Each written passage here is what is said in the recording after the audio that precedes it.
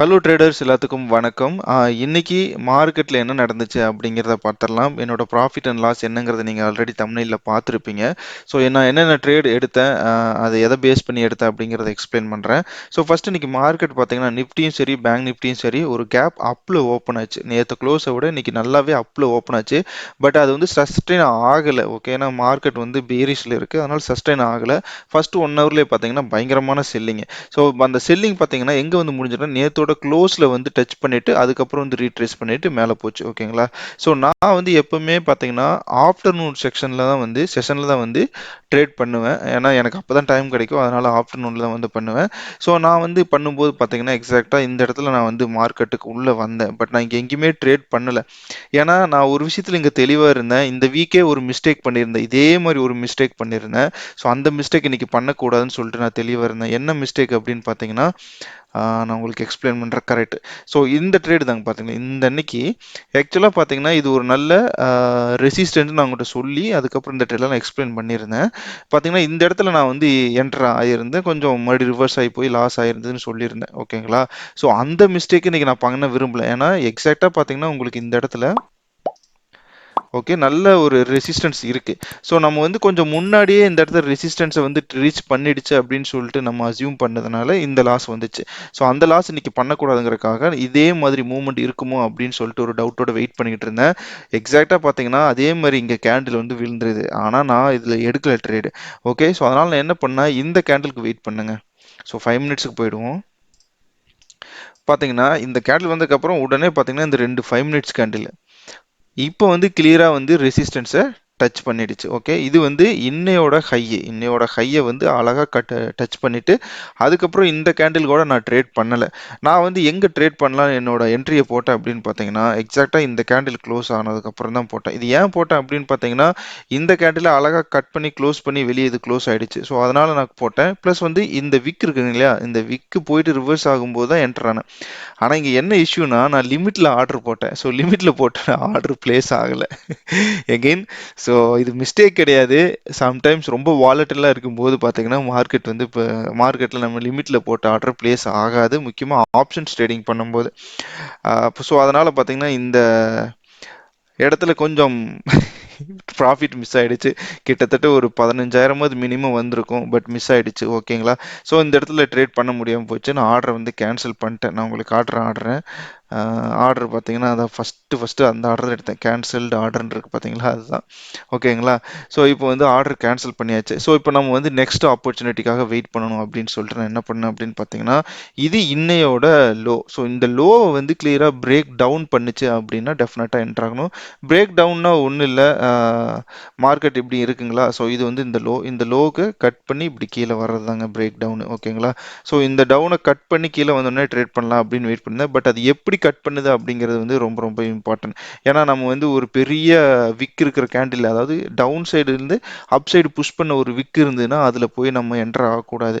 So ஸ்ட்ராங்காக close ஆகட்டும்னு சொல்லி நான் வெயிட் பண்ணிட்டு இருந்தேன். அதே மாதிரி பார்த்தீங்கன்னா கிட்டத்தட்ட ஸ்ட்ராங்காக க்ளோஸ் ஆச்சு. ஓகேங்களா. ஸோ இந்த கேண்டில் பார்த்தீங்கன்னா இதை விட வெளியே க்ளோஸ் ஆயிடுச்சு. ஸோ அதனால் நான் தைரியமாக என்டர் பண்ணேன். ப்ளஸ் இந்த விக்கையும் நான் கன்சிடர் பண்ணேன். ஸோ அதனால் பார்த்தீங்கன்னா எனக்கு ஒரு நல்ல ப்ராஃபிட். எக்ஸாக்டாக நான் க்ளோஸ் பண்ணது பார்த்தீங்கன்னா இங்கே நான் ஏன் இங்கே க்ளோஸ் பண்ணேன், நான் ஏன் இங்கே க்ளோஸ் பண்ணலை அப்படின்னு பார்த்தீங்கன்னா உங்களுக்கு இந்த 15 மினிட்ஸ் கேண்டிலில் பார்க்கும்போது இது வந்து லோ மாதிரி தெரியும். ஆனால் இதை 5 மினிட்ஸில் போட்டிங்கன்னா உங்களுக்கு லோ எங்கே இருக்குது பார்த்தீங்கன்னா இங்கே இருக்குது.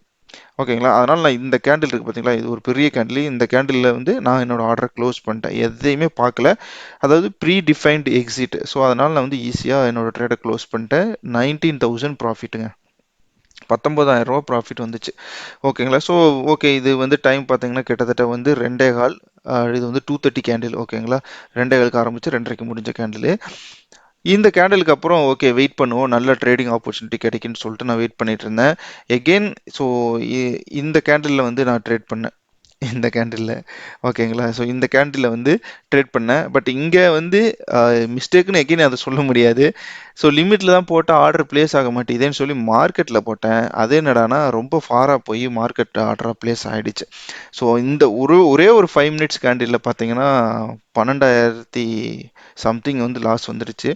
சம்திங் லாஸ் வந்தோடனே பார்த்தீங்கன்னா என்னால் எதுவுமே பண்ண முடியல, க்ளோஸ் பண்ண வேண்டிய கட்டாயம். ஸோ அதனால் நான் க்ளோஸ் பண்ணிட்டேன். ஸோ ஓகே, இன்னைக்கு இவ்வளோ தான் அப்படின்னு சொல்லிட்டு நான் விட்டுட்டேன், எந்த ட்ரேடுமே எடுக்கல. ஓகே, நம்ம வேற ஏதாவது ஏன்னா நார்மலாக இந்த மாதிரி ஒரு கிரேட் ஃபால் வரும்போது பார்த்தீங்கன்னா இந்த 315 டு 330 அப்படிங்கும்போது ஒரு சின்ன ஷார்ட் கவரிங் வரும். அது வீக் எண்டில் நான் சொல்கிறேன், ஃப்ரைடே ஒரு சின்ன ஷார்ட் கவரிங் வரும். ஆனால் அதுக்கு வெயிட் பண்ணிட்டு இருந்தேன். அதாவது இதில் எங்காவது நமக்கு வந்து ஆப்பர்ச்சுனிட்டி கிடைக்குதான்னு சொல்லி வெயிட் பண்ணிட்டு இருந்தேன்.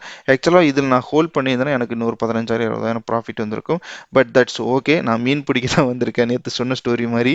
அதனால் எனக்கு தேவையானது கிடச்சிச்சு, நான் ஃப்ரீயாக விட்டேன். ஓகேங்களா? ஸோ ஷார்ட் கவரிங் அப்படிங்கிற ஒரு விஷயத்துக்காக வெயிட் பண்ணேன். அதே மாதிரி பார்த்தீங்கன்னா 33,000 வந்து டச் பண்ணிவிட்டு இது வந்து ஒரு நல்ல 5 மினிட்ஸ் கேண்டிலாக ஃபார்ம் ஆச்சு. ஓகேங்களா?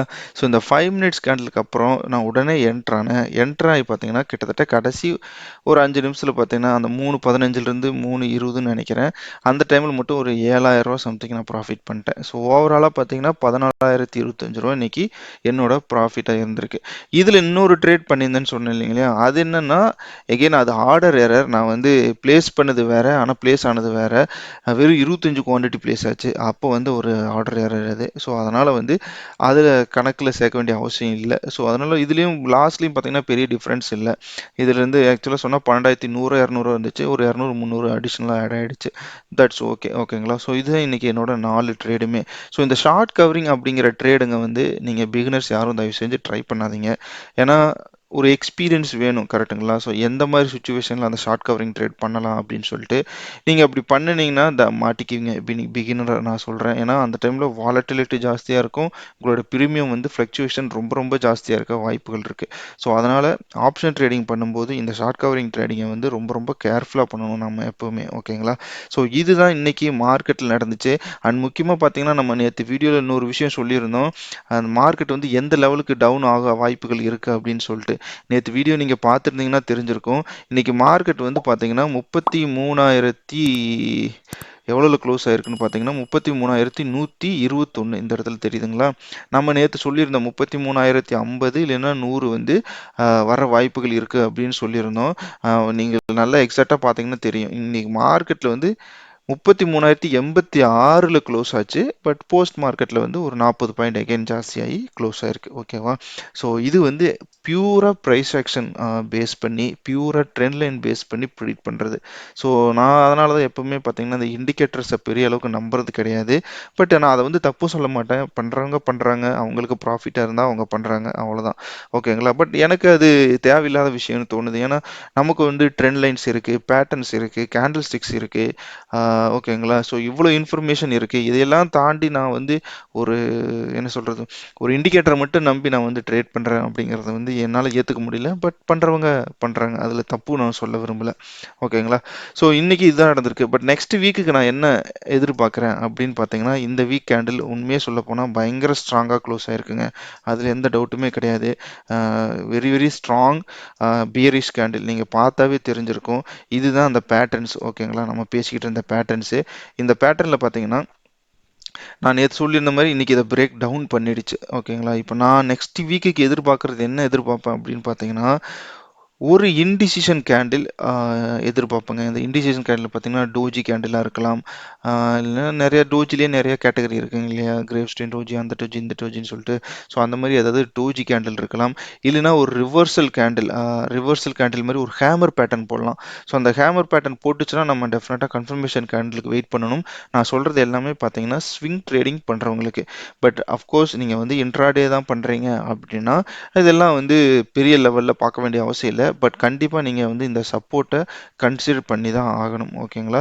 ஏன்னா மார்க்கெட் வந்து என்ன ஆகும் அப்படின்னு பார்த்தீங்கன்னா, திடீர்னு கேப் டவுனோ இல்லை இதே இடத்துல கூட ஓப்பன் ஆகிட்டு இந்த லெவல் ஒரு லெவல் சர்டன் லெவலுக்கு கீழே வந்துட்டு மறுபடியும் மேலே போகும். அப்போ பார்த்தீங்கன்னா உங்களுக்கு ஒரு ரிவர்சல் கேண்டில் வந்து அழகாக ஃபார்ம் ஆகிடும். ஓகே, இல்லைன்னா ஒரு டோஜி ஃபார்ம் ஆகும். இதெல்லாம் பார்த்தீங்கன்னா நெக்ஸ்ட் வீக் 5 டேஸுக்குள்ளே நடக்க வாய்ப்பு இருக்குது. நாம் மண்டேவே வந்து இப்படி நடக்குன்னு நம்ம சொல்ல முடியாது. இல்லை டியூஸ்டே நடக்குன்னு சொல்ல முடியாது. யாருனாலையும் சொல்ல முடியாது. ஓகேங்களா? பட் இந்த மாதிரி வாய்ப்பு நான் எதிர்பார்க்குறேன் அப்படிங்கிறத என்னோட கணிப்பு. ஏன்னா டைரெக்டாக அப்படியே ஃபால் ஆகும், ஃப்ரீ ஃபால் ஆகுமான்னு கேட்டால், இவ்வளோ பெரிய சப்போர்ட்டை உடைச்சிக்கிட்டு ஃப்ரீ ஃபால் ஆகுமா அப்படின்னு கேட்டால், என்ன கேட்டால் கொஞ்சம் கஷ்டம். பட் அதுதான் மார்க்கெட், ஓவரால் மார்க்கெட்டோட நிலைமை, வேர்ல்டு மார்க்கெட்டோட நிலைமை அப்படின்னா அதுவும் நடக்க வாய்ப்பு வாய்ப்புகள் இருக்குது. பட் நான் எதிர்பார்க்குறது வந்து இதைத்தான் நான் எதிர்பார்க்குறேன். ஓகேங்களா? ஸோ பார்ப்போம். இந்த வாரம் நமக்கு நல்லாவே முடிஞ்சிருக்கு. நல்ல ப்ராஃபிட்டில் க்ளோஸ் பண்ணியிருக்கோம். 5 நாளில் வந்து 4 நாள் ப்ராஃபிட் டேவாக இருந்திருக்கு. ஒரு நாள் லாஸ் பண்ணியிருக்கோம். அந்த ஒரு நாள் பார்த்தீங்கன்னா 11,000 சம்திங் வந்து லாஸ் பண்ணியிருக்கோம். That's okay. ஓகேங்களா? ஸோ இது வரைக்கும் நல்லா தான் போயிருக்கு. ஸோ இந்த இன்ஃபர்மேஷன் உங்களுக்கு ஹெல்ப்ஃபுல்லாக இருந்துச்சு, யூஸ்ஃபுல்லாக இருந்துச்சு அப்படின்னா தயவு செஞ்சு இந்த வீடியோ உங்கள் நண்பர்களுக்கு ஷேர் பண்ணுங்கள். டெஃபினட்டாக உங்களுக்கு ஏதாவது இன்ஃபர்மேஷன் கிடைக்கும். ஓகேங்களா? ஸோ உங்களுக்கு ஏதாவது இன்ஃபர்மேஷன் கிடைச்சிருக்குன்னு நம்புகிறேன். கிடைச்சிருந்தா லைக் பண்ணுங்கள், ஷேர் பண்ணுங்கள். முக்கியமாக உங்களுக்கு என்ன தேவைப்படுது, எந்த மாதிரியெல்லாம் நீங்கள் வந்து யோசிக்கிறீங்க, நான் யோசிக்கிற மாதிரியே நீங்களும் யோசிக்கிறீங்களா அப்படின்னு சொல்லிட்டு கமெண்ட் செக்ஷனில் போடுங்க. எனக்கும் தெரியும். ஓகேங்களா? ஸோ நம்ம வீடியோ பிடிச்சிருந்தா மறக்காமல் சப்ஸ்கிரைப் பண்ணிடுங்க. ஸோ தேங்க்ஸ் ஃபார் வாட்சிங் this video. Have a good weekend.